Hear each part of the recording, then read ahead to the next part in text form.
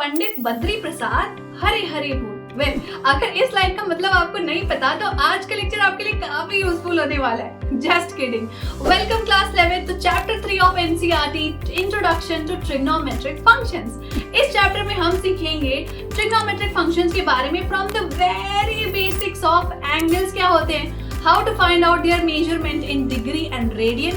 फिर इन्हीं एंगल्स का यूज करके हम निकालेंगे ट्रिग्नोमेट्रिक फंक्शंस की वैल्यूज, सीखेंगे उनके साइन लैंग्वेज के बारे में and what is their allowed and permissible domain and range and how do we use them to find out the exact value of big degree and radian measurements। और इसके साथ साथ lecture number 2 में सीखेंगे ढेर सारी properties and identities of trigonometric functions which make your calculations much more easier। So are you guys excited? Well, you should be because trigonometry is one of very important branch of mathematics जो आपकी architectural design से लेके mechanical design और surveying में भी use होती है।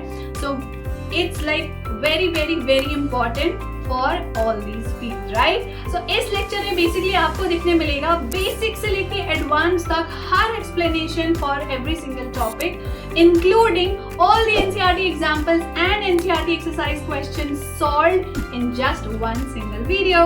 So are you guys excited? Let's get started with today's lecture। सबसे पहले देखते हैं कि ट्रिग्नोमेट्री की शुरुआत कहां से हुई और इसका लिटरल मीनिंग क्या होता है। वेल, ट्रिग्नोमेट्री डिराइव्ड हुई है दो टर्म से, trigon and metron. Trigon stands for triangles and metron for their measurements. So basically trigonometry is all about the measurements of the sides of the triangle. ये सुनने में तो बड़ा आसान लग रहा होगा ना कि है बस ट्रायंगल के साइड्स को मेजर करना है और उसी के बारे में कुछ ना कुछ काम करना है, तो वही हो गई ट्रिग्नोमेट्री। हाँ भैया, वैसे तो वही होती है ट्रिग्नोमेट्री। चलिए इसके बारे में डिटेल में पढ़ते हैं one by one, starting from the very basics, angles and their measurement in degree and radian। Why? Because trigonometry सिर्फ साइड्स के नहीं, एंगल्स का भी बहुत बड़ा खेल होता है और एंगल का बहुत बड़ा रोल होता है उसमें। ऑलराइट, चलिए अब एंगल्स क्या होता है बिल्कुल बेसिक से समझा रही हूँ कि किसी बच्चे ने अगर पहले कभी एंगल के बारे में नहीं सुना, साइड्स के बारे में नहीं सुना, वो भी ट्रिग्नोमेट्री समझ जाएगा from the basics till the advance. ठीक है, तो एंगल्स क्या होते हैं बेसिकली, अगर आप किसी रे को, अब रे क्या होता है, अगर एक वर्टेक्स फिक्स्ड है लाइन का और उसका अदर एंड जो है वो इनफाइनाइटली एक्सटेंड हो रहा है तो इसको हम रे बोलते हैं, है ना। तो अगर किसी रे को मैं एक फिक्स्ड पॉइंट के अलोंग रोटेट करूं, अगर इसी पॉइंट के अलोंग मैं उसको रोटेट करूं, इस पोजीशन पे ले जाऊं, इस पोजीशन पे ले जाऊं, इस पोजीशन पे ले जाऊं, इस पोजीशन पे ले जाऊं, तो बेसिकली एक एंगल बनेगा। ठीक है, और वो एंगल बताएगा द मेजर ऑफ रोटेशन, कितना रोटेशन किया। अगर मैं आपसे पूछूं कितना रोटेशन किया तो क्या आप बोलोगे 1 सेंटीमीटर रोटेट किया। 1 सेंटीमीटर कैसे बोलोगे, किसके रिस्पेक्ट में बोलोगे, इस पॉइंट के रिस्पेक्ट में बोलोगे, इस लाइन के रिस्पेक्ट में बोलोगे, क्योंकि पॉइंट तो वहीं का वही रह रहा है, लाइन तो यहाँ है, तो ये 1 सेंटीमीटर की, ये 1 सेंटीमीटर की, ये 1 सेंटीमीटर है। मतलब जो हम रोटेशन कर रहे हैं उसको हम लेंथ के यूनिट्स में मेजर नहीं कर सकते, उसके लिए कोई और मेजरमेंट की जरूरत है जिसको हम एंगल बोलते हैं। ठीक है, तो एंगल बेसिकली क्या होता है, जो हमारा इनिशियल साइड है, यानी कि जो हमारा इनिशियल रे है, उसकी इनिशियल पोजीशन है, ठीक है, और जो उसकी फाइनल पोजीशन है उसके बीच में अमाउंट ऑफ रोटेशन बताता है। ठीक है, तो हम जो ओरिजिनल रे है उसको इनिशियल साइड बोलते हैं, जो उसकी फाइनल पोजीशन है उसको टर्मिनल साइड बोलते हैं। ठीक है, अब अगर हमारा इनिशियल से टर्मिनल साइड जाने में एंटी क्लॉकवाइज रोटेशन, आपकी घड़ी कैसे चलती है, यू गोल गोल चलती है ना आपकी घड़ी, तो अगर उल्टा चल रहे हो, घड़ी से ऑपोजिट डायरेक्शन में जा रहे हैं, उसको हम एंटी क्लॉकवाइज बोलते हैं। तो ऐसे रोटेशन को हम पॉजिटिव एंगल बोलते हैं। ठीक है, और अगर आपका रोटेशन क्लॉकवाइज है, घड़ी के अकॉर्डिंग, जैसे घड़ी जाती है 1 2 3 4 5, है ना, तो इसको हम बोलते हैं नेगेटिव एंगल, यानी एंगल का जो भी मेजरमेंट आएगा वो नेगेटिव में आएगा। So for example this can be 30 degree and this can be -30 degree, they can measure same but उनका साइन डिफरेंट हो जाएगा बेस्ड ऑन हम किस डायरेक्शन में रोटेट कर रहे हैं। ये क्लियर है सबको। अब आप सोच रहे हो कि मैम ने ये जो 30 डिग्री बोला, कि डिग्री क्या है, हम एंगल को डिग्री में ही क्यों मेजर करते हैं। वेल, इसका है एक सिंपल सा जवाब। ठीक है, अगर मुझे किसी एंगल को मेजर करना है तो मैं ये देखती हूं कि कितना अमाउंट ऑफ रोटेशन हुआ है from the terminal side, sorry till the terminal side from the initial side, और इस मेजरमेंट को अगर हम ध्यान से देखें तो एक सर्कुलर मोशन में हम रिकॉर्ड कर रहे हैं, है ना, सर्कुलर मोशन में ही रिकॉर्ड हो रहा है ना, और सर्कुलर मोशन में हमें सबसे पहले याद आती है क्लॉक की, क्योंकि क्लॉक में जो भी मेजरमेंट है हम कैसे करते हैं, मिनट्स में या फिर सेकंड्स में या फिर आवर्स में करते हैं। तो क्यों ना हम डिग्री का भी मिनट्स और सेकंड से कोई रिलेशन बना लें। तो बेसिकली हमने ये बोला कि अगर हमारा रे रोटेट कर रहा है, ठीक है, 60 मिनट के एंगल से, तो उसको हम बोलेंगे 1 डिग्री का एंगल, ठीक है। नाउ वी नो 1 डिग्री में 60 मिनट्स होते हैं और 1 मिनट में 60 सेकंड्स होते हैं, तो दैट मींस 1 डिग्री में 3600 सेकेंड्स हो जाएंगे, ठीक है। तो जब भी आपको सिंगल डैश दिखाई दे तो समझ जाइएगा कि वो मिनट्स की बात कर रहा है। उप्स, किसकी बात कर रहा है, वो मिनट्स की बात कर रहा है, और ये किसकी बात कर रहा है, सेकेंड्स की बात कर रहा है। तो हमने क्या बोला कि 1 degree is equivalent to 60 minutes का रोटेशन। क्लियर है? तो डिग्री को हमने इस तरीके से डिफाइन कर दिया और हम किसी भी एंगल को डिग्री में मेजर कर सकते हैं, ठीक है। Now there are many examples जो आप बचपन से क्लास 6 से देखते आ रहे हैं डिग्री मेजरमेंट की। फॉर एग्जाम्पल, अगर आपका कंप्लीट एंगल है, कंप्लीट एंगल क्या होता है, अगर फुल रोटेशन मार के वापस आ गया, कि आपने स्टार्ट यहां से किया और पूरा घूम के आप वापस यहीं पे आ गए अपने इनिशियल पोजीशन में, तो कंप्लीट एंगल को हम डिनोट करते हैं 360 डिग्री से। वैसे ही अगर आपने हाफ रोटेशन किया है, कि पहले आप ए के अलोंग थे, अब आप बी के अलोंग है, तो यहां से यहां तक अगर आपने रोटेशन किया है तो 180 डिग्री होता है। वैसे ही अगर आप ऑपोजिट डायरेक्शन में क्लॉकवाइज जाएंगे तो ये क्या, -30, -420, anything depending upon the angle of rotation. अब इसके बाद आता है रेडियन मेजर ऑफ एंगल। तो एंगल को मेजर करने के दो तरीके हैं, या तो आप एंगल को डिग्री में मेजर कर लो, या तो आप एंगल को रेडियन में मेजर कर लो। अब रेडियन मेजरमेंट क्या होती है? सो बेसिकली बच्चों, 1 radian is angle subtended at the centre of, नहीं, एट द सेंटर, पहले ऑफ नहीं, पहले बाय करते हैं। Angle subtended at the centre by an arc of length 1 unit of a circle having radius 1 unit. That means अगर आपके पास एक circle है जिसका रेडियस है 1, अब 1 क्या हो सकता है, सेंटीमीटर, मीटर, मिलीमीटर, जो चाहे ले लो, ठीक है। और सिमिलरली एक आर्क है जिसका लेंथ है 1 यूनिट, ठीक है। तो ये आर्क सेंटर पे जो एंगल सबटेंड करेगी, इसको हम बोलते हैं 1 रेडियन। क्लियर है सबको? अगर ऑपोजिट डायरेक्शन में करेगी तो मतलब अगर आप उसका रोटेशन देखोगे, ए बी आर्क का, वो नेगेटिव क्लॉकवाइज डायरेक्शन में जा रहा है, तो -1 radian. Clear to everybody? So 1 radian क्या है, angle subtended at the centre by an arc of length 1 unit and radius of length 1 unit at the centre of the circle. ये हो गया 1 रेडियन का मेजरमेंट। अब ये तो हमने एक एग्जांपल ले लिया था कि सर्कल का रेडियस भी 1 यूनिट है, सर्कल का आर्क भी 1 यूनिट है। नाउ लेट अस सपोज कि हमारा जो रेडियस है वो 1 सेंटीमीटर का नहीं है और आर्क भी 1 सेंटीमीटर का नहीं है। इस सिचुएशन में हमने ये अज्यूम कर लिया कि हमारा लेंथ जो है वो L है, एनीथिंग 4 सेंटीमीटर, 5 सेंटीमीटर, एनीथिंग, और जो हमारा रेडियस है it can be anything, again 4.5, 5.5 centimetre, कुछ भी हो सकता है। तो ऐसे सिचुएशन में angle subtended at the centre is measured in radiance. How much radian? तो हम उसको बोलते हैं थीटा एंगल जो है वो सेंटर पे बन रहा है, और एंगल की वैल्यू हम निकालेंगे आर्क का लेंथ डिवाइडेड बाय रेडियस, ठीक है। और ये जो एंगल का मेजरमेंट आएगा वो रेडियन में आएगा, डिग्री में नहीं आएगा, ठीक है। तो अगर आपका आर्क का लेंथ है L और आपका रेडियस है R, सो L अपॉन R आपको बताएगा कि angle subtended at the centre in radiance, radian measurement. Clear है सबको? ठीक है। अब अगर सिंपली इन सारी बातों को हम थोड़ा सा रिलेट करें आपस में, तो अभी अभी हमने देखा कि एक कंप्लीट रोटेशन की अगर मैं बात करूं तो मैंने बोला कि थीटा जो है वो आर्क अपॉन रेडियस होता है ना। लेकिन जब हम एक कंप्लीट रोटेशन बना लेंगे, पूरा स्टार्टिंग पॉइंट से एंडिंग पॉइंट तक वापस आ जाएंगे, तो आर्क कितना होगा, पूरा का पूरा सर्कमफेरेंस है ना, सर्कल के पूरी बाउंड्री का चक्कर काट लिया, तो आर्क का लेंथ तो पूरा का पूरा सर्कल हो गया ना। तो ये क्या हुआ, 2 पाई r। समझ में आ रहा है कि नहीं? Circumference of the circle, right. So circumference will be the arc length. तो यहाँ पे L की जगह पे मैंने पुट कर दिया 2 pi r divided by r cancel, so I am getting theta is equal to 2 pi. ये मिल गया एक बहुत important basically formula which denotes in one rotation कितना एंगल आप घूमोगे, 2 pi angle in radians. 2 pi radians angle आपने rotate किया, ठीक है।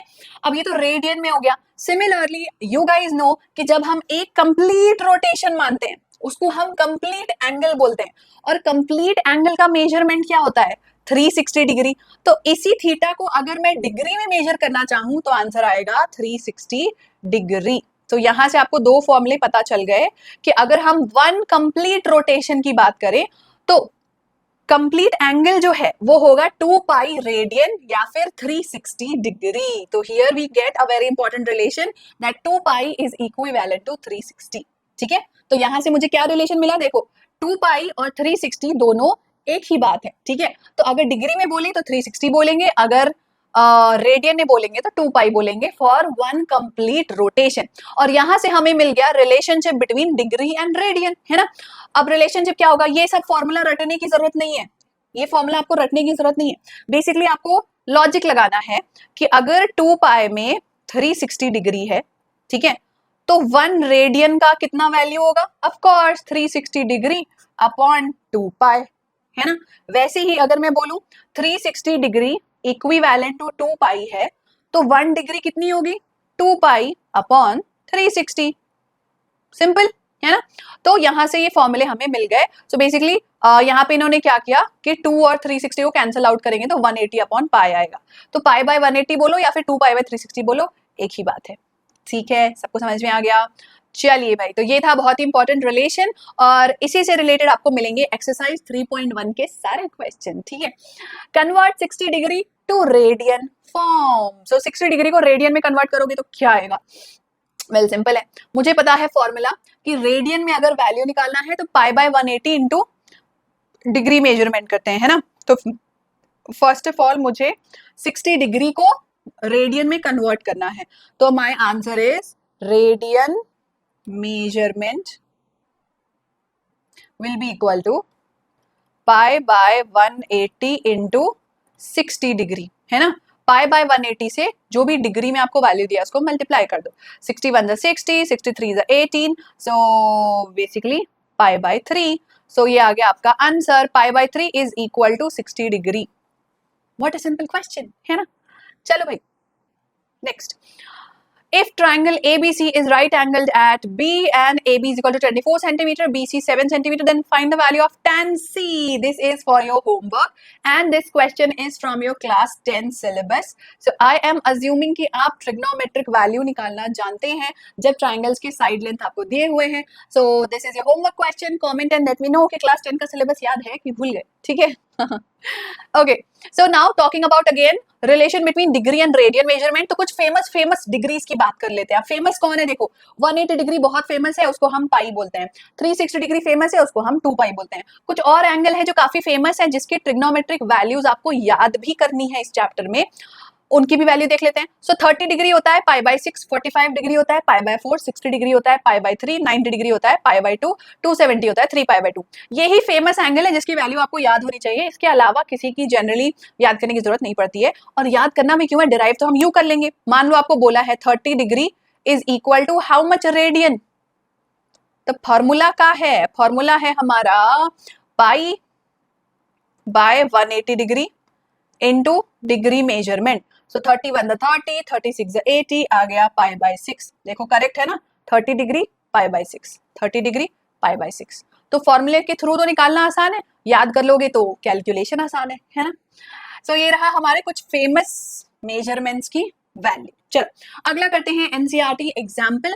40 degree 20 minutes into radian measurement आपको कन्वर्ट करना है। Now the twist is here कि ये जो एंगल है वो डिग्री प्लस मिनट्स में दिया है। जैसे हमारे डेसिमल वैल्यू होती है 4.5, 4.6, वैसे ये आपको डिग्री वैल्यू भी कुछ डेसिमल्स में दिया है, 40 डिग्री 20 मिनट्स। तो सबसे पहले हम क्या करेंगे, 20 मिनट्स को कन्वर्ट करेंगे डिग्री में। क्या हम ऐसा कर सकते हैं, क्यों नहीं। हमें पता है कि 60 minute is 1 degree, so 20 minutes will be 1/60 into 20, यानी कि 2 3 is 6, 1/3 minutes, oh sorry 1/3 degree, minute क्यों लगा रही हूँ, मिनट को ही तो कन्वर्ट किया है, 1/3 डिग्री। तो basically 40 degree 20 minutes is equal to 40 and 1/3 degree. समझ में आया? 20 मिनट्स को मैंने 1/3 डिग्री में कन्वर्ट कर दिया, 1/3 ऑफ अ डिग्री में कन्वर्ट कर दिया। सो 40 डिग्री 20 मिनट्स हो गया, 40 एंड 1/3 डिग्री। अब इसको मिक्स्ड फ्रैक्शन को इम्प्रॉपर फ्रैक्शन में कन्वर्ट कर दो, 40 3 जा 120 प्लस 1 121 अपॉन 3 डिग्री। तो ये डिग्री में आ गया answer, but that's not your final answer. ठीक है, फाइनल आंसर पूछा है रेडियन में मेजरमेंट निकालो। सो रेडियन में it will be equal to pi by 180 into 121 upon 3, जो भी आपका डिग्री मेजरमेंट है उससे मल्टीप्लाई कर दो पाई बाय 180 को। तो can anything get cancelled over here? Nope. So we'll just write our final answer as, I'm just checking that if we can see anything getting cancelled. So we have 121 pi upon 8 3 the 24 and 3 1 the 3 4 5 540, ये हो गया आपका radian measurement in your answer. ठीक है, all right everybody, okay.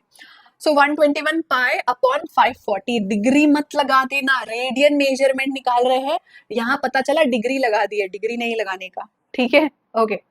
Next question, the minute hand of a watch is 1.5 centimeter long. How far does it tip move in 40 minutes? So, now सबसे पहले हम clock को थोड़ा समझते हैं। मान लीजिए ये आपका क्लॉक है, ठीक है, बात कर रहे हैं हम मिनट हैंड की, तो आपका जो लंबा वाला हाथ होता है वो मिनट हैंड होता है। ठीक है, minute hand is 1.5 centimetre long, तो इसकी लेंथ है 1.5 सेंटीमीटर। क्लॉक के नीडल की length is nothing but radius of the circle, क्योंकि क्लॉक क्या है, सर्कल, ये जो लेंथ दिया है वो क्या हो गया, रेडियस, है ना। तो क्वेश्चन पूछ रहा है how far does its tip move in 40 minutes, कितना दूर मूव करेगा 40 मिनट्स में। अब देखो हमें पता है कि ये मिनट हैंड है ना, मिनट हैंड जो है वो 60 मिनट्स में पूरा कंप्लीट रोटेशन लेता है। इमेजिन जब आप 1 बजे से 2 बजे की बात कर रहे हो, ठीक है, तो आपका आर हैंड जो है वो 1 बजे से 2 बजे बस इतना ही मूव करेगा, लेकिन मिनट हैंड तो पूरा मूव करेगा, 5 10 15 20 30 40 50 ऐसे करके पूरे 60 मिनट 60 मिनट्स तक पूरा मूव करके वापस आ जाएगा, है ना। तो यानी कि 1 रोटेशन में 60 मिनट्स होगा और 60 मिनट में वो 2 पाई एंगल मूव करेगा। कंप्लीट रोटेशन 2 पाई होता है, याद रखो। ठीक है, फंडा सबको क्लियर है यहाँ तक? चलिए अब इसको आगे सॉल्व करें। Oh we don't have a space, so will solve it here as well.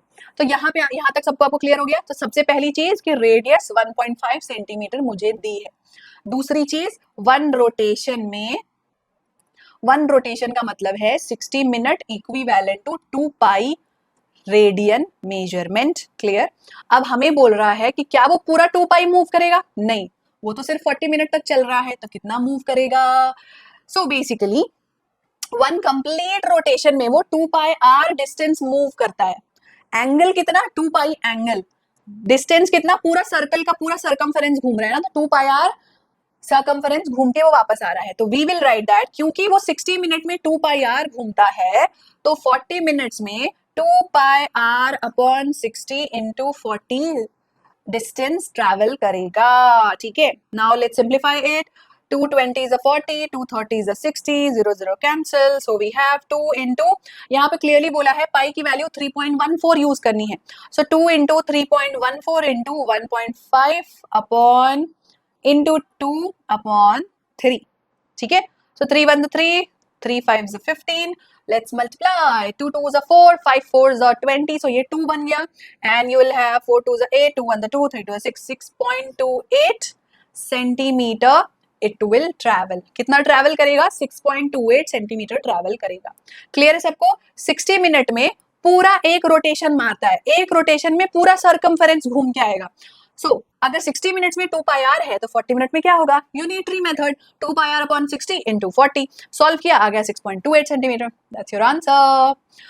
Okay जी, तो ये हो गए एनसीईआरटी एग्जाम्पल्स, करवा दिए मैंने आपको सारे। अब एनसीईआरटी एक्सरसाइज क्वेश्चन करते हैं ताकि किसी को कोई डाउट ना बचे। एनसीईआरटी एक्सरसाइज में बहुत अच्छे क्वेश्चन हैं बेसिकली, ठीक है, let's solve them. So first question says that find the radian measure corresponding to the following degree measurement. Simple. So we have radian measure निकालना है first. So radian measure is equal to pi by 180 degree into degree measurement. So pi by 180 into 25 degree. Solve करें, so क्या आएगा? 5 3s of 15, 5 6 30, 5 5s are 25. So we have 5 pi by 36 radians. 5 pi by 36, ये हो गया answer number 1. Coming to answer number 2, -47 degree 30 minutes. अब -47 degree की value कैसे निकालेंगे? सबसे पहले तो कन्वर्ट करना पड़ेगा. -47 degree 30 minute is equal to -47 and half. Half कैसे अज्यूम किया मैंने? क्योंकि 60 मिनट में 1 डिग्री होता है, 1 डिग्री होता है, तो 30 मिनट में हाफ डिग्री होगा, क्योंकि 30 जो है वो 60 का हाफ है ना. चलो, सो हाफ डिग्री होगा, तो ये मैंने हाफ डिग्री ले लिया. चलिए सॉल्व करते हैं. सो it is 7 2s are 14 plus 1 15, 5 carry over 1, 4 2s are 8 plus 1 9, 95 upon 2 degree, but -95 upon 2 degree है ना. अब इसको रेडियन में कन्वर्ट करना है. सो रेडियंस में आपका आंसर होगा पाई by 180 into -95 upon 2. Can anything get cancel? Yes. 5 3s are 15, 5 6s are 30, 5 1s are 5, 5 9s are 45. So we have -19 pi upon 72 radians. Radians में आपका आंसर आ जाएगा. ठीक है, same formula, we are just doing the same thing again and again. Okay, next question.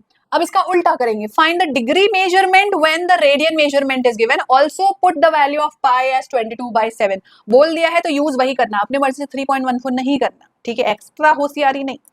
Find the degree measurement. ठीक है भाई, हम वो भी कर लेंगे. First question. So degree measurement होता है बच्चों 180 into radian measurement, right. So 11 upon 16 degree will be equal to 180 upon pi into whatever radian measurement. Oh sorry, this is in radians है ना, ये रेडियंस में दिया है आपको. So 11 upon 60 radians will be 180 upon pi into 11 upon 16. Formula हमें पता है. अब पुट करते हैं सारी value. 180 upon 22/7 into 11 upon 16. So we have 11 1s 11, 11 2s 22, 2 9s 18, then we have 2 45s 90, 2 8s 16. So answer आ रहा है 45 into 7 upon 8, which is 7 5 35, 5 carry over 3, 7 28, 29 30 31, 315 upon 8. What? Degree. Degree में जरूर आंसर लगाना, क्योंकि डिग्री मेजरमेंट पूछा है. अगला सवाल, third question, because second one मैंने स्किप कर दिया, सिमिलर था इसलिए. 5 pi by 3. 5 pi by 3 radians is equal to what is the formula? 180 upon pi. 180 upon pi into 5 pi by 3. Pi cancel हो गया, पुट करने की जरूरत ही नहीं है. 3 6 18, 6 5 30, so 300 degree. Such a simple answer. So 5 pi by 3 radian is 300 degree. Clear है सबको? जिसको ये फॉर्मूला याद नहीं है वो सिर्फ इतना याद रखे कि 2 pi is 360 डिग्री. यहां से भी आंसर आ सकता है यूनिटरी मेथड यूज करके. ठीक है, अगला सवाल. A wheel makes 360 revolutions in 1 minute. Through how many radians does it turn in 1 second? एक व्हील है जो 360 रेवोल्यूशन ले रहा है 1 मिनट में. तो देखो, अगर वो 1 मिनट में 360 रेवोल्यूशंस ले रहा है, और 1 मिनट में कितने सेकेंड्स होते हैं? 60 सेकेंड्स. तो इसका मतलब 60 सेकेंड्स में वो 360 रेवोल्यूशन ले रहा है. तो इसका मतलब 1 सेकेंड में वो 360 अपॉन 60 रेवोल्यूशन लेगा. सो 6 6 36, यानी कि 6 रेवोल्यूशंस घूमेगा, है ना. 1 सेकेंड में वो 6 रेवोल्यूशंस घूमेगा. ये फंडा सबको क्लियर है। 1 मिनट में 360 रेवोल्यूशन, 1 मिनट में होते हैं 60 सेकंड्स, तो 60 सेकंड्स में 360 रेवोल्यूशन, तो 1 सेकंड में 360 अपॉन 60 रेवोल्यूशन यानी 6 रेवोल्यूशन। अब क्वेश्चन पूछ रहा है through how many radians does it turn in 1 second. अब ये आंसर कैसे आएगा, ये आंसर इस फंडे से आएगा कि 1 रेवोल्यूशन में 2 पाई रेडियंस होता है। अब समझ में आया। तो 1 सेकंड में 6 रेवोल्यूशन है, तो इसका मतलब 6 इंटू 2 पाई रेडियन होगा। क्यों? क्योंकि एक रेवोल्यूशन में 2 पाई है, तो 6 रेवोल्यूशन में 6 इंटू 2 पाई होगा ना। अगेन यूनिटरी मेथड, ठीक है। तो 6 to 12 pi radian, that is your answer. ये है आपका answer, 12 pi radian in 1 second. Clear है सबको? पहले हमने ये निकाला 1 सेकेंड में कितने रेवोल्यूशन है, फिर हमें पता है एक रेवोल्यूशन में 2 पाई रेडियन है, तो 6 रेवोल्यूशन में 6 इंटू 2 पाई रेडियन होगा यानी 12 पाई रेडियन होगा। Clear to everybody? Funda is clear? All right, so moving on to the next question. Okay, in a circle of diameter 40 centimetre. अच्छा भाई, सबसे पहले जो दिया है वो नोट डाउन करते जाओ। डायामीटर है 40 सेंटीमीटर, तो रेडियस क्या होगा? डायमीटर का हाफ यानी कि 20 centimetre. Okay, length of a chord is given 20 centimetre. Chord क्या होता है, इसके लिए हम बनाएंगे सबसे पहले सर्कल का डायग्राम। ठीक है, ये हमारा सर्कल है, ये कॉर्ड है, कॉर्ड का लेंथ है 20 सेंटीमीटर, इसको हम ए बी बोल देते हैं। ठीक है, ये सेंटर है, रेडियस है आपका 20 सेंटीमीटर, ये भी रेडियस है आपका 20 centimetre. So this implies that triangle ABC is equilateral. तीनों साइड्स इक्वल है, 20 20 20, तो इसका मतलब ये हुआ कि ये इक्विलैटरल ट्रायंगल है। अगर ये इक्विलैटरल ट्रायंगल है तो एंगल मेजरमेंट कितना हुआ, सेंटर पे कितना एंगल बनेगा? 60 डिग्री, क्योंकि इक्विलैटरल ट्रायंगल में हर एंगल की वैल्यू 60 डिग्री होती है, तो इसका मतलब सेंटर पे वो 60 डिग्री बनाएगा। चलो भाई, यहां तक तो फंडा क्लियर है।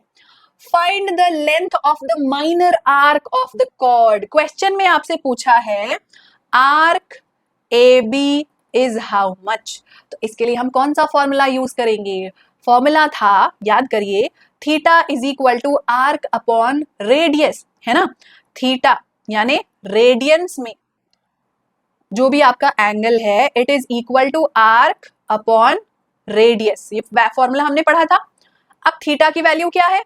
थीटा की वैल्यू है 60 डिग्री, लेकिन ये तो डिग्री में है, रेडियन में नहीं है। पर क्या हुआ, हमें तो कन्वर्ट करना आता है ना, कन्वर्ट करिए। क्या होगा फॉर्मूला? अगर 60 डिग्री को रेडियंस में कन्वर्ट करना है तो क्या करेंगे हम? पाई बाय 180 डिग्री से मल्टीप्लाई कर देंगे। सो थीटा की वैल्यू आएगी pi by 180 degree into 60 degree is equal to arc upon 20 centimetre, क्योंकि रेडियस 20 सेंटीमीटर है। ठीक है, तो 6 3 18, 20 इधर आ जाएगा, 20 पाई बाय 3, है ना। या 20 पाई by 3 is the arc length. चाहो तो आप इसको और सिंप्लीफाई कर सकते हो कि arc will be equal to 20 by 3 into 22 by 7, but फायदा नहीं होगा क्योंकि there is nothing getting cancelled here, so you can simply write it as 440 upon 7 3 से 21 सेंटीमीटर। आर्क का लेंथ सेंटीमीटर में आता है, डिग्री या रेडियन में नहीं आता।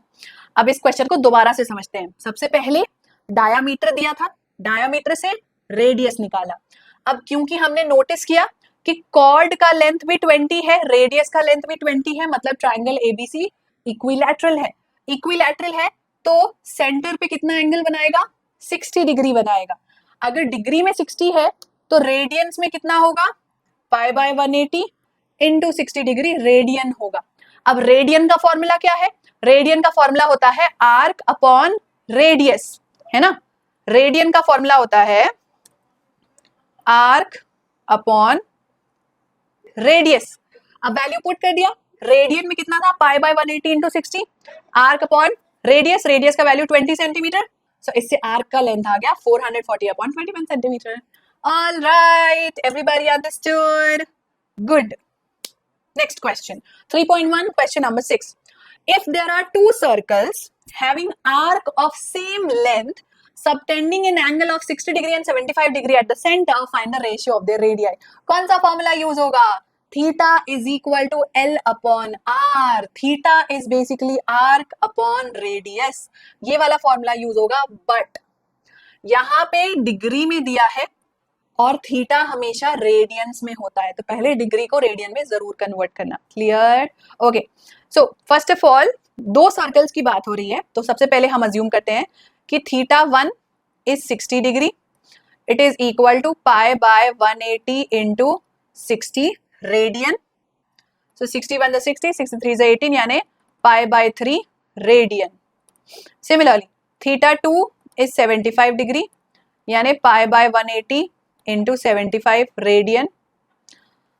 So when we calculate it, we have 5 3s are 15, 5 6 are 30, 5 1s are 5, oh, 5 5 are 5, yeah, 15. Then 3 1 3, 3 2 are 6, 3 5 are 15. So we have 5 pi by 12 radian. Radian में answer निकालना सबसे पहले जरूरी है, बाद में नहीं निकाल सकते आप, ठीक है. अब आपको निकालना है ratio between their radius. Formula simple है ना. हम सिंपली कैलकुलेट करेंगे थीटा 1 अपॉन थीटा 2. थीटा 1 क्या होगा? आर्क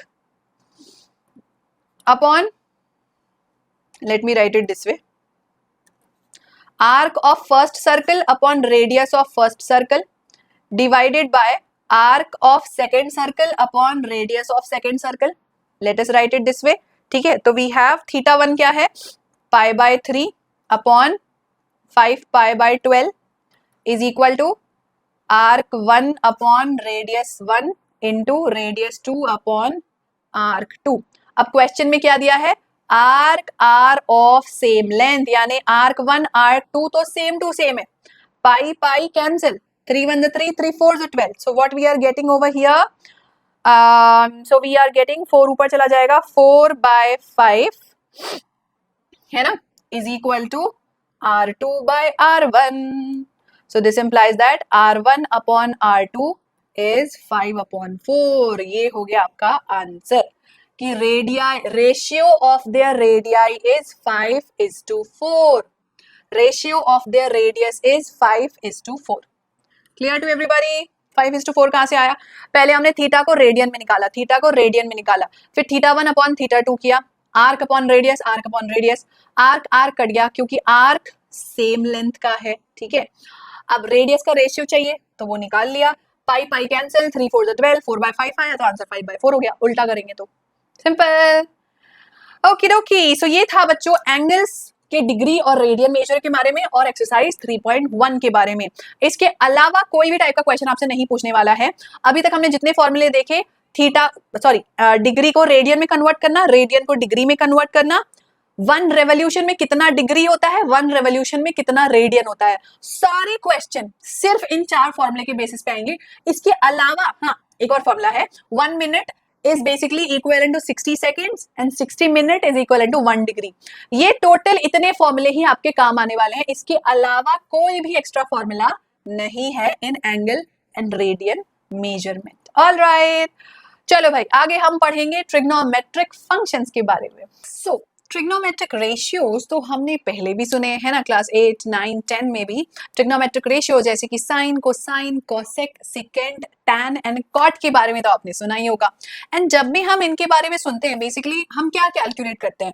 साइन, कॉस और टैन को हम बेसिकली किससे रिलेट करते हैं? What do they refer to, what do they mean? तो इसका आंसर देगा आपको एक सिंपल सा सेंटेंस, पंडित बद्री प्रसाद हरे हरे बोल. वेल इसका मतलब ये है कि इन वर्ड्स के अगर फर्स्ट लेटर को आप ध्यान से देखो, P upon H, B upon H and P upon B, well यही होते हैं आपके trigonometric ratios. Just kidding. Well talking about an angle, suppose if we have a right angle triangle और हमारे पास मान लेते हैं इसका नाम है triangle ABC and there is an angle A, ठीक है. तो एंगल A के जो ऑपोजिट साइड है उसे हम परपेंडिकुलर बोलते हैं, P फॉर परपेंडिकुलर, ठीक है. जो एडजेसेंट साइड है उसे हम बेस बोलते हैं और जो राइट एंगल का ऑपोजिट साइड है उसे हम हाइपोटेन्यूज बोलते हैं, राइट. सो इन्हीं का अगर हम फर्स्ट लेटर ले लें तो sine of angle A will be P upon H, यानी perpendicular upon hypotenuse. Oops, hypotenuse. Okay, similarly cos A will be what? B upon H, यानी कि base upon hypotenuse, and tan of the angle A will be perpendicular upon base P by B, right. और इसके through हम किसी भी trigonometric ratio की value निकाल सकते हैं based upon the sides of the triangle. For example, अगर आपका परपेंडिकुलर है 3 सेंटीमीटर का, हाइपोटेनियस है 5 सेंटीमीटर का एंड बेस है 4 सेंटीमीटर का, तो you can calculate sine of angle A as perpendicular upon hypotenuse, यानी कि 3/5. सिंपल. नाउ इन तीनों एंगल्स का यूज करके हम तीन और ट्रिग्नोमेट्रिक रेशियोज भी कैलकुलेट कर सकते हैं which are known as cosec, second and cot x. So basically cosec x होता है 1 upon sin x, ठीक है. So 1 upon sin x is nothing but hypotenuse upon perpendicular. sin क्या होता है? perpendicular upon hypotenuse, उसका रेसिप्रोकल कर दो, hypotenuse upon perpendicular.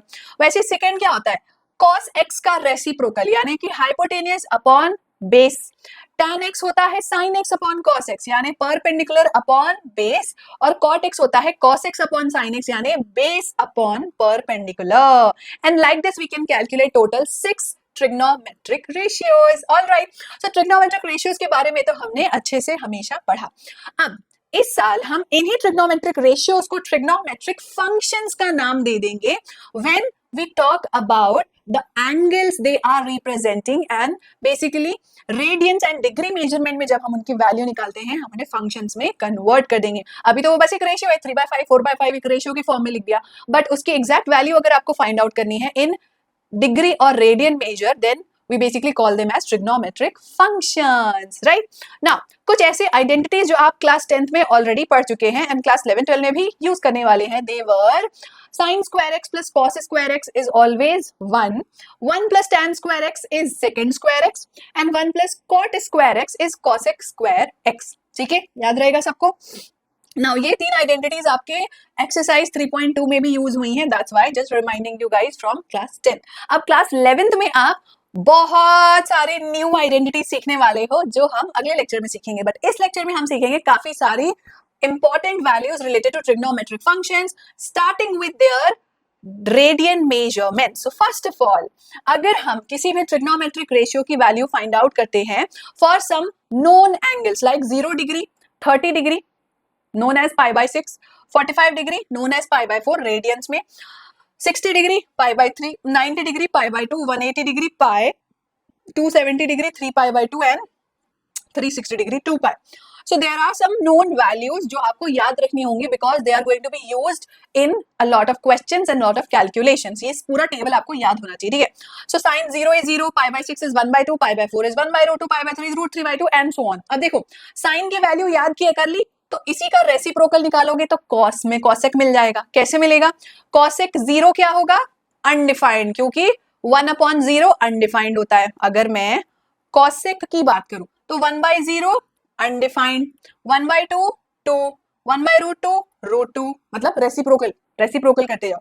√3/2 का रेसिप्रोकल 2/√3, 1 का रेसिप्रोकल 1, 0 का reciprocal again not defined, 3 pi by 2 का -1 का रेसिप्रोकल -1, 0 का रेसिप्रोकल अगेन नॉट डिफाइंड. सो इस तरीके से आपने cosec की वैल्यू निकाली, वैसे ही आप sec की वैल्यू भी निकाल सकते हो. 1 का रेसिप्रोकल 1, √3/2 का रेसिप्रोकल 2/√3, 1/√2 का रेसिप्रोकल √2, 2 अनडिफाइंड, -1 अनडिफाइंड 1 आ गया. तो वैसे ही, और tan की पता है तो cot निकाल सकते हो रेसिप्रोकल करके. 0 का रेसिप्रोकल अनडिफाइंड, 1/√3 का √3, इसका 1/√3. नॉट डिफाइंड का रेसिप्रोकल 0 हो जाएगा, है ना. 0 का reciprocal not defined, not defined का रेसिप्रोकल 0, 0 का रेसिप्रोकल नॉट डिफाइंड.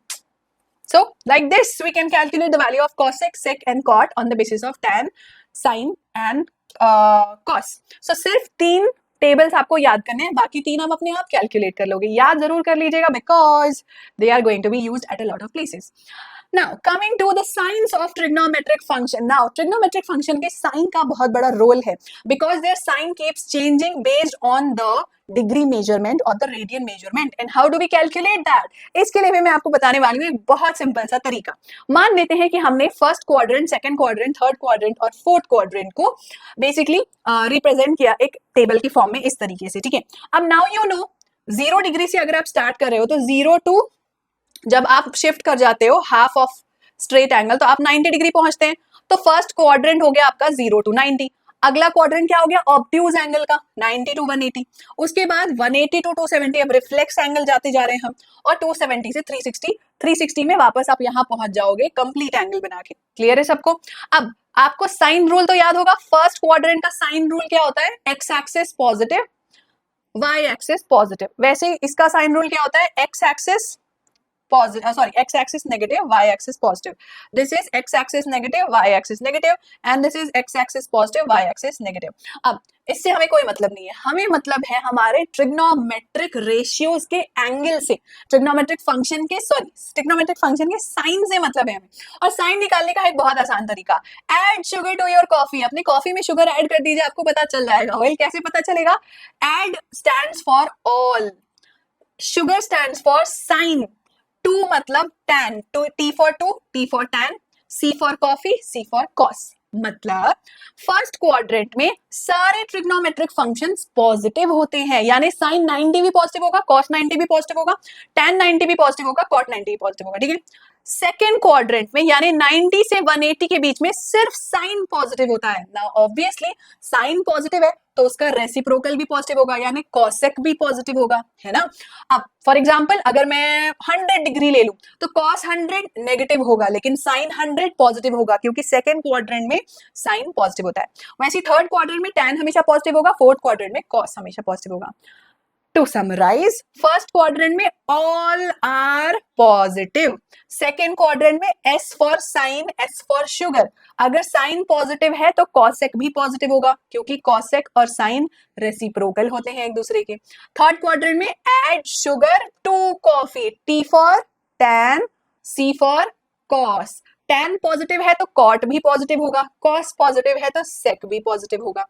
चेक कर लो, tan positive, cot positive, cos positive, sec positive, all positive. और इसको याद रखने का तरीका, add sugar to coffee, so simple right. इस तरीके से आप अपने आप याद रख सकते हैं कि कौन से क्वाड्रेंट में कौन सा ट्रिग्नोमेट्रिक फंक्शन पॉजिटिव आएगा।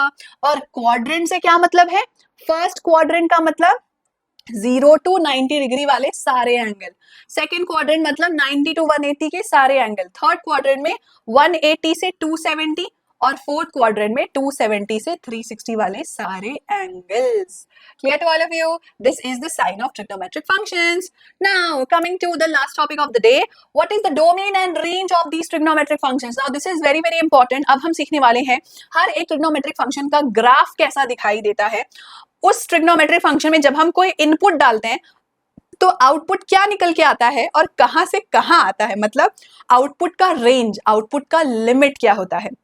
देखो भाई, हर फंक्शन का कोई ना कोई डोमेन होगा, कोई ना कोई रेंज होगा। फंक्शन बेसिकली क्या होता है, मैंने आपको फंक्शंस चैप्टर बताया था, एक मैजिक बॉक्स की तरह होता है फंक्शन, कि उसमें आप डालोगे कुछ आएगा, कुछ डालोगे मान लो अंडे निकलेगा कबूतर, है ना। तो this is basically a function. Sine x क्या है, एक फंक्शन है, तो इसका जो भी इनपुट होगा डिपेंडिंग अपॉन दैट कुछ ना कुछ आउटपुट भी तो आएगा। तो चलिए देखते हैं कि क्या इनपुट हम डाल सकते हैं और क्या आउटपुट इससे पॉसिबल होता है।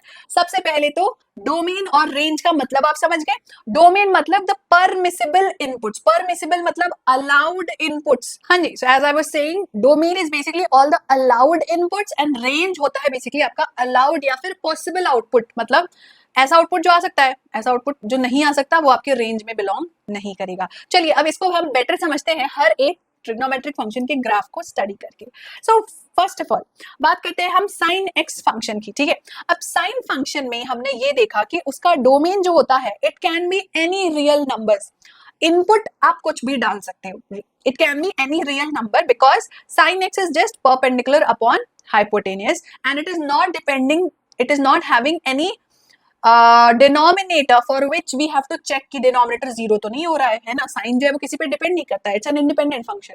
तो साइन एक्स का डोमेन जो होता है वो कुछ भी हो सकता है, कोई भी रियल नंबर हो सकता है, ठीक है भाई। बट जब हमने इसका आउटपुट को स्टडी किया तो we analysed and realised that the output contains only the numbers between -1 to 1। यानी साइन की वैल्यू आप कभी भी देखोगे ना, हमेशा 0, 1/2, 1/√2 या फिर √3/2 या फिर 1। So anything between 0 and 1 is permissible and allowed, including 0 and 1. Apart from that, उसका आउटपुट कुछ और आता ही नहीं है. साइन का आउटपुट कभी 2, 3, 4 आता ही नहीं है. सो उसका रेंज हो गया -1 to 1. ना एक बहुत ही इंटरेस्टिंग बात यहाँ पे नोटिस करने के लिए है, वो ये है कि it repeats itself after every 2 pi distance. ध्यान से ऑब्जर्व करो, अगर मैं 0 से स्टार्ट करूं और 2 पाई तक जाऊं तो आप देख सकते हो ग्राफ कैसा है. पहले अप गया, फिर डाउन गया, फिर वापस यहाँ आ गया, है ना. और यहाँ से फिर अप जाना स्टार्ट कर रहा है. जो यहाँ उसने अप जाना स्टार्ट किया था वही सेम वो यहाँ अप जाना स्टार्ट कर रहा है. तो मतलब 0 से 2 पाई के बाद वो अपने ग्राफ को वापस रिपीट कर लेता है ना. So if you observe closely, it's like an S, again there will be an S, again there will be an S. So it repeats itself after every 2 pi radians. Similarly जब cos x के graph को हमने study किया, cos x is an independent function, so it can be having any real number as the input. कोई भी real number input डाल दो. Once again हमने ये ऑब्जर्व किया जब ग्राफ की स्टडी की कि ग्राफ जो है वो 1 से लेकर -1 के बीच में ही आता है. ग्राफ कभी इसके ऊपर नहीं जाता, कभी इसके नीचे नहीं जाता. इसका मतलब ये कि जो भी आउटपुट आता है वो हमेशा -1 से 1 के बीच में ही आता है. And once again it repeats itself after 2 pi angle. If you observe, -pi से पाई के बीच में नीचे से ऊपर गया था, ठीक है, और वापस वो घूम के आया, वापस ऊपर से फिर नीचे आ गया पाई पे. अगेन पाई के बाद वो फिर से नीचे से ऊपर जाएगा, वापस ऊपर से नीचे घूम के आएगा. So it is repeating itself after every 2 pi distance. -Pi से पाई, पाई से 3 पाई, ठीक है, 2 पाई 3 पाई तक. सो एवरी 2 पाई डिस्टेंस में ग्राफ जो है वो अपने आप को रिपीट करता है. अब ग्राफ रिपीट करता है, इसका क्या मतलब? इसका ये मतलब है कि वैल्यूज रिपीट होती हैं. That means what? साइन या फिर कॉस. चलो अभी हम कॉस की बात कर रहे हैं तो कॉस का ही एग्जांपल ले लेते हैं. इसका मतलब ये होता है बच्चों कि कॉस 2 पाई की value, let's say cos 2 pi की वैल्यू क्या आ रही है? So it will be -1. Okay, no 2 1 +1, sorry. So cos 2 pi की वैल्यू 1 आ रही है. तो जब मैं cos 2 पाई में और 2 पाई ऐड कर दूंगी, यानी कि cos 4 पाई की वैल्यू निकालूंगी, तब भी वो 1 आएगा. Interesting. Similarly let's take another example. Okay, now suppose cos π/2 लेते हैं. cos π/2 0 होता है, तो अगर मैं cos π/2 में +2 पाई कर दूं तब भी आंसर 0 आएगा. या फिर cos π/2 में +4 पाई कर दूं, मतलब 2 पाई का मल्टीपल, 4 पाई, 6 पाई, 8 पाई, 10 पाई, कुछ भी कर दूं, मल्टीपल ऐड कर दूं, तब भी आंसर 0 आएगा, क्योंकि हर 2 पाई डिस्टेंस में आंसर सेम आता है. ये फंडा सबको क्लियर हो गया? रिपीट्स आफ्टर 2 पाई का मतलब क्या है? Clear to everybody? So after every 2 pi distance again 2 pi add कर दो, फिर 2 पाई ऐड कर दो, फिर 2 पाई ऐड कर दो. जितनी बार करते जाओगे उतनी बार आंसर 0 0 आएगा. इफ यू स्टार्ट फ्रॉम π/2, तो वैसे जहां से स्टार्ट करोगे उसमें 2 पाई ऐड करोगे, सेम वैल्यू मिलती जाएगी for cos and sin. Now similarly, let's observe the graph of cosec x. Cosec x क्या होता है? सोचिए, cosec x एक डिपेंडेंट फंक्शन है क्योंकि वो साइन फंक्शन पे डिपेंड करता है. तो cosec का जो डोमेन होता है वो रियल नंबर्स नहीं हो सकता. क्यों? रियल नंबर्स में से कुछ ऐसे रियल नंबर भी है जिसमें sin x 0 होता है, और अगर sin x 0 हो गया तो फिर तो cosec अनडिफाइंड हो जाएगा. तो इसका मतलब हम cosec के डोमेन में वो सारी वैल्यूज नहीं डाल सकते हैं जिन वैल्यूज पे sin x 0 होता है. कौन सी वैल्यू पे sin x 0 होता है? पाई के मल्टीपल पे, है ना. sin पाई 0 होता है, sin 0 0 होता है, sin 2 पाई 0 होता है. तो जब भी आप पाई का कोई भी मल्टीपल ले लोगे ना, उस पे sin 0 होता है और cosec अनडिफाइंड होता है, तो डोमेन में वो वैल्यू आप नहीं डाल सकते हो, इनपुट नहीं डाल सकते हो, क्योंकि आपको पता है ना डिनोमिनेटर 0 नहीं हो सकता, अनडिफाइंड नहीं हो सकता, है ना. अब टॉकिंग अबाउट आउटपुट क्या आता है? So the range of cosec function, graph को ऑब्जर्व करो, रेंज कैसा दिखाई दे रहा है आपको. जो हमारा ग्राफ है वो अपवर्ड पैराबोला है. अब अपवर्ड पैराबोला का मतलब 1 से बड़ी वैल्यू, है ना, -1 से छोटी वैल्यू आ रही है. 1 और -1 के बीच में ग्राफ ही एग्जिस्ट नहीं करता है, यानी कि जो इसका रेंज है it includes all the real numbers accept real number between -1 से 1. -1 से 1 के बीच में कोई रियल नंबर नहीं आता, उसके अलावा सारे रियल नंबर आते हैं, क्योंकि इन्फिनिटी तक चलते जाता है इसका ग्राफ, यूं चलता जाएगा ऊपर. तो सारे रियल नंबर आउटपुट होते हैं एक्सेप्ट -1 to 1। नाउ इस ऐसा ही बिल्कुल सेम दिखाता है सेक का ग्राफ। सेक के ग्राफ में भी अगर आप ऑब्जर्व करोगे तो 1 से लेकर -1 के बीच में हमारा ग्राफ एग्जिस्ट ही नहीं करता है। तो इसका आउटपुट क्या होगा, सारे रियल नंबर एक्सेप्ट 1 to -1, है ना। There is no value, sorry, less than 1 और ग्रेटर देन -1, यहाँ -1 आएगा, ठीक है। तो -1 और 1 के बीच में आउटपुट कभी नहीं आता। उसके अलावा कोई भी रियल नंबर आउटपुट आता है। अपवर्ड पैराबोला, डाउनवर्ड पैराबोला दोनों एग्जिस्ट कर रहे थे, ऊपर की सारी वैल्यू, नीचे की सारी वैल्यू सब आती है आउटपुट में, बस -1 से 1 के बीच में नहीं आता। अब इनपुट की बात करें कि आपका डोमेन क्या होगा, सेम, क्योंकि हमें पता है सेक फंक्शन कॉस फंक्शन से रिलेटेड है। तो जब जब cos 0 होगा तब तब sec अनडिफाइंड होगा। cos 0 कब होता है, π/2 के मल्टीपल पे, यानी 90 डिग्री का जो भी मल्टीपल लोगे, 90, 180, 360, तो 90 डिग्री का जो भी आप मल्टीपल लोगे वहां पे आपका डोमेन जो है वो अनडिफाइंड हो जाएगा, क्योंकि वहां पे cos x 0 हो जाता है, ठीक है। वंस अगेन सेकेंड फंक्शन में भी हमने ऑब्जर्व किया कि it repeats itself after every 2π angle. हर 2π के बाद वो अपने आप को रिपीट करेगा, ठीक है। अपवर्ड पैराबोला बना, फिर 2π के बाद अपवर्ड पैराबोले बनेगा, फिर 2π डिस्टेंस के बाद अपवर्ड पैराबोले बनेगा, सेम ग्राफ बनता जाएगा। Clear to all of you? Okay, now पिछले में डिस्कस करना भूल गई थी, इवन कॉसेक फंक्शन में भी हर 2π डिग्री के रेडियंस के बाद आपका ग्राफ रिपीट होता है। ये इंपॉर्टेंट है क्योंकि इसी के ऊपर सारे क्वेश्चन करने हैं आगे, इसलिए बता रही हूँ, ठीक है। अगला आता है बच्चों tan और cot का ग्राफ। tan और cot का ग्राफ बड़ा इंटरेस्टिंग है, कुछ ऐसा दिखाई देता है। इस ग्राफ को ऑब्जर्व करके आपको एक चीज तो क्लियरली दिख रही होगी, बोलो क्या, वो ये कि ये जो ग्राफ है ना वो इन्फिनिटी को अप्रोच करने लग जाता है जैसे π/2 के करीब आता है ना। तो इसका जो डोमेन है वो अनडिफाइंड है, नॉट अलाउड है फॉर अ मल्टीपल ऑफ π/2। ऐसा क्यों? क्योंकि tan होता है sin अपॉन cos। तो अगर cos 0 होगा तो tan अनडिफाइंड होगा, और हमें अनडिफाइंड वैल्यू नहीं चाहिए। अब cos 0 कब होता है, π/2 के मल्टीपल पे, तो इसीलिए π/2 अलाउड नहीं है। सेम फंडा हर जगह चिपकाना है आपको, ठीक है। अब इसका आउटपुट क्या होता है, वेल tan और cot के आउटपुट में कोई दिक्कत नहीं है।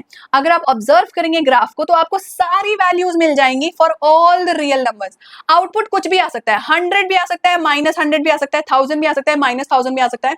It includes all the real numbers in the output. तो इसका रेंज हो गया every real number. Now one important thing to note here, it repeats itself after every pi radian, sin, cos, sec, cosec, ये चारों 2π distance पे repeat होता है, 2π, 4π, 6π, 8π। लेकिन tan और cot पाई पे रिपीट होता है, पाई, 2π, 3π, 4π, 5π, 6π, है ना, 1 2 3 4 5 हर पाई डिस्टेंस पे रिपीट होता है। सिमिलरली cot का फंक्शन ही बस tan के फंक्शन को थोड़ा सा उल्टा बना दो तो cot का फंक्शन बन गया। cot का फंक्शन अनडिफाइंड कब होगा, जल्दी बताओ। cot क्या होता है, cos अपॉन साइन। साइन 0 है तो cot अनडिफाइंड होगा। साइन 0 कब होता है, पाई के मल्टीपल पे होता है, तो पाई का मल्टीपल नॉट अलाउड है। तो इसके डोमेन में सारे रियल नंबर है except n pi, set of all real numbers and repeat itself at after every pi angle. Clear to everybody? Trigonometric functions का ग्राफ, ट्रिग्नोमेट्रिक फंक्शंस का डोमेन, रेंज, कौन सी वैल्यूज कब रिपीट होती हैं, हर वैल्यू का आपको बेसिकली हर डिग्री का तो नहीं बट हाँ कुछ important and famous degree and radian major की वैल्यूज आपको याद करने हैं और उनका साइन एंगल याद करना है। ऑलराइट, चलो भाई अब देखते हैं क्वेश्चंस किस टाइप के पूछे जाते हैं। एनसीईआरटी एग्जांपल्स भी सॉल्व करेंगे और एनसीईआरटी एक्सरसाइज क्वेश्चन भी। गेट रेडी, चलो भाई शुरू करते हैं। First NCERT example related to this topic, if cos x is -3/5, x lies in the third quadrant, find the values of the other 5 trigonometric functions. Interesting, let's do it. सबसे पहले cos is -3/5, सबसे आसान क्या होगा निकालना, sec x। cos पता है तो sec x निकल जाएगा, क्या होगा, reciprocal -5/3। Now since they have clearly mentioned कि ये थर्ड क्वाड्रेंट में, add sugar to coffee, third quadrant में only tan and cot are positive, सिर्फ tan और cot पॉजिटिव होते हैं थर्ड क्वाड्रेंट में। तो देखो cos भी नेगेटिव होगा, sec भी नेगेटिव होगा। अब cos की वैल्यू पता है तो क्या sin की वैल्यू निकाल सकते हैं, यस कैसे, 1 is equal to sine square X plus cos square X. Identity class 10th में पढ़ी है हमने, इस आइडेंटिटी का हम यूज करेंगे। 1 is equal to sin square x plus cos square x is minus 3 by 5 whole square. So this is sin square x plus 9 by 25. So this implies that sin square x is 1 minus 9 by 25. 25 minus 9 by 25. So this is 16 upon 25 is sin square x. So sin x is square root of 16 upon 25 यानी कि plus minus 4 by 5. अब plus लेंगे कि minus लेंगे? सिर्फ tan और cot positive हो सकते हैं, तो इसका मतलब sin x होगा minus 4 by 5 not plus 4 by 5. क्योंकि देखो रूट ओवर जब निकाल रहे हो तो प्लस माइनस दोनों आंसर आएगा, पर क्योंकि थर्ड क्वाड्रेंट में तो साइन नेगेटिव होता है तो माइनस 4 by 5 लेंगे. क्लियर? ओके, अगला cos निकल गया, sec निकल गया, sin निकल गया. क्या tan निकाला जा सकता है? Of course, tan x is nothing but sin x upon cos x. ठीक है, sin x की वैल्यू क्या है? Minus 4 by 5. Minus 4 by 5 divided by cos x minus 3 by 5. Divide कर दो, क्या आएगा? 5 5 cancel, negative negative cancel, you get 4 by 3. ये हो गया tan x. और tan निकल गया तो cot भी निकल जाएगा. cot क्या होता है? 1 upon tan होता है. रेसिप्रोकल कर दो, 3 by 4 आ गया. So simple. और लास्ट में बचा cosec x, ये होता है 1 upon sin x. 1 upon sin x है तो sin x है माइनस 4 by 5, तो ये हो जाएगा minus 5 by 4. Right? So we have all the value. cos की वैल्यू मिल गई, sec की वैल्यू मिल गई, sin की वैल्यू मिल गई. नेक्स्ट tan मिल गया, cot मिल गया, cosec मिल गया. टोटल 6 ही तो होते हैं. We have all of them. Right? Next question. इस टाइप के क्वेश्चन आपके एग्जाम में काफी ज्यादा आने वाले हैं, ध्यान से सुनिए. Find the value of cos minus 1710 degree. अब यहाँ पे एक बहुत इंपॉर्टेंट रूल यूज हो रहा है. cos x repeats value after every 2 pi. हर 2 पाई के बाद वैल्यू रिपीट करता है. नाउ वी नो दैट 2 पाई का ऐसा मल्टीपल सोचो जो 1710 के आसपास हो. वेल 2 पाई का मतलब होता है 360 डिग्री, है ना? 360 डिग्री इंटू 5 होता है 1800 degree. Right? So I can write that cos minus 1710 degree is equal to cos 2 pi into 5 plus minus 1710 degree. कैसे? क्योंकि मैंने बोला हर 2 पाई एंगल के बाद वो अपने आप को रिपीट करता है. रिमेंबर मैंने आपको एग्जांपल से भी सिखाया था कि अगर cos पाई बाय 2 0 है तो cos पाई बाय 2 प्लस 2 पाई भी 0 होगा, प्लस 4 पाई भी 0 होगा, 5 पाई भी 0 होगा. तो वैसे यहाँ मैंने 2 पाई का एक मल्टीपल ले लिया. क्यों लिया? क्योंकि I know it is near to 1710 degree. So cos 2 pi into 5 कितना है? 1800 डिग्री माइनस 1710 डिग्री, है ना? This is equal to this. अब 1800 माइनस 1710 कितना होता है? 90 degree. cos 90 degree, cos 90 degree कितना होता है? 0. ये आ गया आंसर. समझ में आया क्या करना है आपको? cos की वैल्यू हर 2 पाई पे रिपीट होती है. अब क्योंकि मुझे 1710 डिग्री का तो वैल्यू नहीं पता, तो मैं कोशिश करूंगी उसको रेड्यूस करने का ऐसी वैल्यू में जो मुझे पता है. रेड्यूस कैसे कर सकती हूँ? ऐड या सब्ट्रैक्ट करके. ऐड किया मैंने यहाँ 2 पाई का मल्टीपल. क्यों? क्योंकि मुझे पता है हर 2 पाई में रिपीट होता है. 2 पाई, 4 पाई, 6 पाई, 8 पाई, 10 पाई, 12 पाई, 14 पाई. हर 2 पाई पे cos रिपीट होता है, सेम होता है. इक्वल टू साइन का क्या मतलब होता है? सेम वैल्यू है दोनों की. तो फिर यहाँ पे मैंने इसको cos 90 में रिड्यूस कर दिया, आगे आंसर 0. एक और एग्जाम्पल करें. sin 31 pi by 3. Again we know that sin x repeats after every 2 pi. हर 2 पाई के बाद sin x रिपीट होता है. Now sin 31 pi by 3 can be written as. क्या इसको मैं 2 पाई का कोई मल्टीपल बना सकती हूँ? सोचो, क्या मैं इसको लिख सकती हूँ 2 pi into 5 plus pi by 3. So basically this is sin 10 pi plus pi by 3, है ना? 10 3 is 30, 30 plus 1 31 pi by 3. Same है दोनों, चेक कर लो. 30 plus 1 31 pi by 3, है ना? चलो मैं ऐसे लिख के दिखा देती हूँ आपको. Okay, 31 pi by 3, 31 pi by 3 को हम लिख सकते हैं 10 पाई प्लस पाई बाई 3, क्योंकि 10 3 30, 30 plus 1 31। 10 pi is nothing but 2 times of 5 पाई, और मुझे 2 टाइम्स ऑफ 5 पाई नहीं, 5 टाइम्स ऑफ 2 पाई। 2 पाई का मल्टीपल डिनोट करना है ना हमें। अब हमें पता है कि अगर वो 2 पाई का मल्टीपल है तो इसका मतलब सेम वैल्यू रिपीट करेगा, तो this is equivalent to sine pi by 3, क्योंकि 2 पाई ऐड करने पर भी सेम आंसर आएगा, रिमूव कर दोगे तो भी सेम आंसर आएगा। तो ये बन गया साइन पाई बाय 3, और साइन पाई बाय 3 क्या होता है? साइन 60 डिग्री रूट 3 बाय 2, ये आपका आंसर है, sine 60 degree root 3 by 2। Clear to all of you? चलो अब फटाफट से एक होमवर्क क्वेश्चन आप मुझे सॉल्व करके बताओ, बहुत आसान सा क्वेश्चन है, जल्दी से कमेंट सेक्शन में इसका आंसर बताइए right now right away. All right, चलो भाई अब एनसीईआरटी एक्सरसाइज के क्वेश्चन कर लें। सो एनसीईआरटी एक्सरसाइज 3.2 के क्वेश्चंस लगाते हैं, get set ready. Question number 1 on your screen, 3.2 question number 4, find the values of other 5 trigonometric function if sec x is given 13/5 and lies in the fourth quadrant। Fourth quadrant में add sugar to coffee, cos and sec are positive only, बाकी सब negative होंगे। ठीक है, शुरू करें। सो क्या क्या निकाल सकते हैं हम? सबसे पहले तो sec x पता है 13/5, तो cos x होगा 1/sec x, यानी कि 5/13। तो ये पहला वैल्यू, ये दूसरा वैल्यू। अब cos निकल गया तो sin निकालेंगे, तो sin x, sin square x is 1 minus cos square x, 1 minus 5/13 whole square, 1 minus 25/169. This is sin square x. This implies that sin square x is 169 minus 25/169.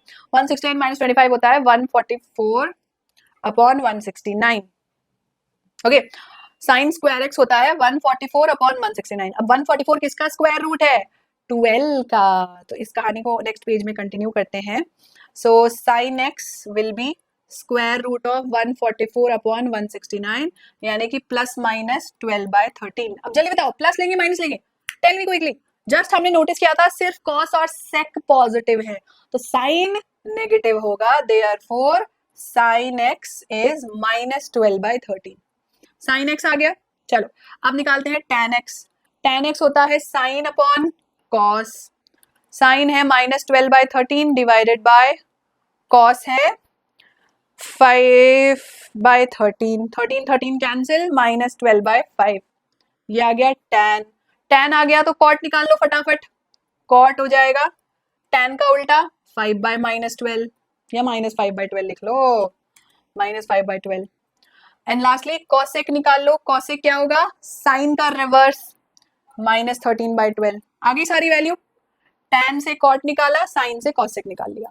ठीक है, आई थिंक कॉसेक शायद आप लोग को नहीं दिख रहा होगा, so I will just write it over here. This implies that cosec x is minus 13/12. Got all the values? Should I highlight them? Let me highlight them all. So ये हो गया sec x, ठीक है, sorry cos x, this is sec x, then we have sin x, then we have cosec, then we have tan, and we have cot. Fine.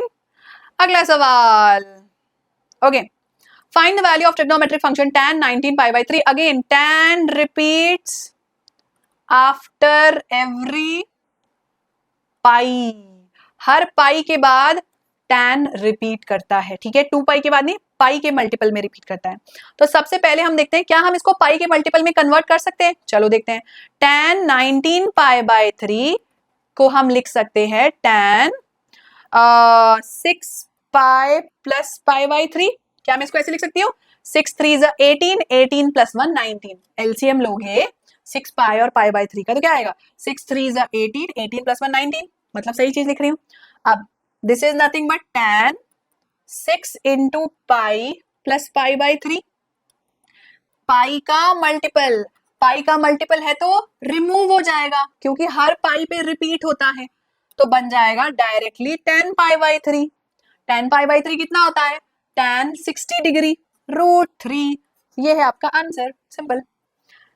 Next question 3.2 question number 7, ठीक है।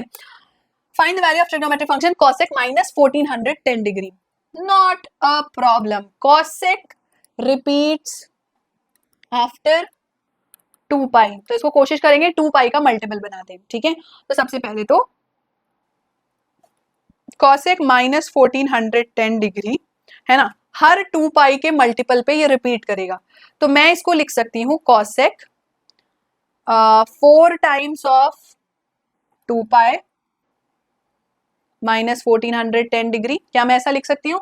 हाँ मैं ऐसा लिख सकती हूँ, क्योंकि 2 पाई का मल्टीपल जो भी होगा 4 टाइम्स 5 टाइम्स 6 टाइम्स अलाउड है, क्योंकि 2 पाई पे वो रिपीट करता है, इसलिए अलाउड है ऐसे लिखना, ठीक है। तो 2 pi into 4 is same as minus 1410 degree, ठीक है। अब इसकी वैल्यू क्या आती है, let's calculate that. So basically 360 degree into 4 है ना, 2 पाई क्या होता है 360 डिग्री इंटू 4 कितना आएगा 1440 डिग्री माइनस 1410 डिग्री, तो आंसर आया cosec 30 डिग्री।